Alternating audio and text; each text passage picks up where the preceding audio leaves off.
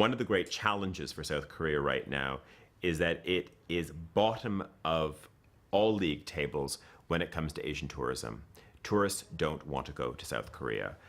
They want to transfer through the airport. They want to use its airlines. They don't necessarily want to get off the People plane. who know this country view it the same way as we do, that it is a very dynamic, very energetic, hard-working country. South Korea has developed at an extraordinary rate. And a lot of that is to do with the fizzing energy, the frenetic pace of the economy, and the sheer energy that people are willing to invest in it. Koreans by nature are optimistic people. We couldn't have survived the war and the poverty had we not been optimists. South Korea is a country that was raised by war, and that total destruction of the war has given it a lot of the impetus for building from scratch. So when we look at many of the industries, people were willing to take very bold decisions because essentially they had nothing to lose. Per capita, there are more South Koreans studying in America than from any other country. In the 60s, during South Korea's political unrest, hundreds of thousands had emigrated to the US, but now many Korean Americans want to come back. Many of them settled in the US, and we now even have hundreds of thousands of young people in their 20s and 30s in the US who are very Americanized, somewhat global, who want to come back home.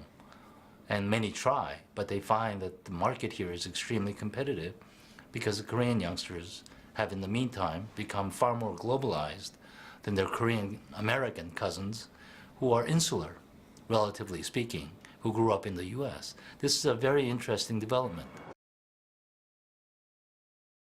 그런 시절을 거치면서 사실은 When we were growing rapidly, it was difficult for Seoul to pay more attention to making the city beautiful. 굉장히 역부족인 그런 상태가 한동안 지속이 됐던 거죠.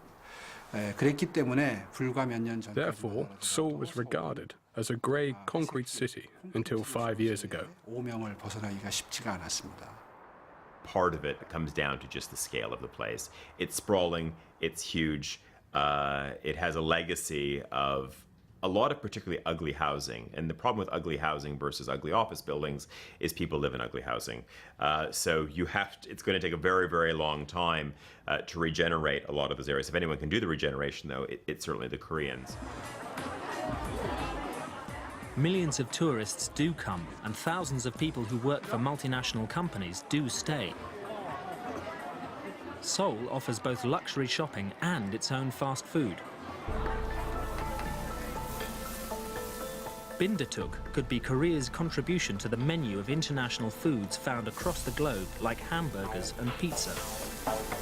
There are 3 or 4 things that the Koreans do incredibly well, which are also quite easy to transfer into a fast food format.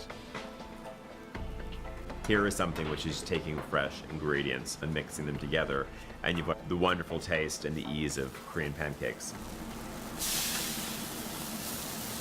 우리나라에 Fast food culture was introduced by the West Korea. So I think we can export Korean fast food, which has lots of vegetables and fermented ingredients, to the West. I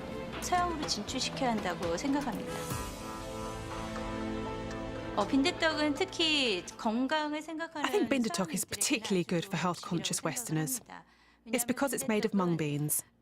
It's a mixture of ground mung bean, pork, kimchi and vegetables.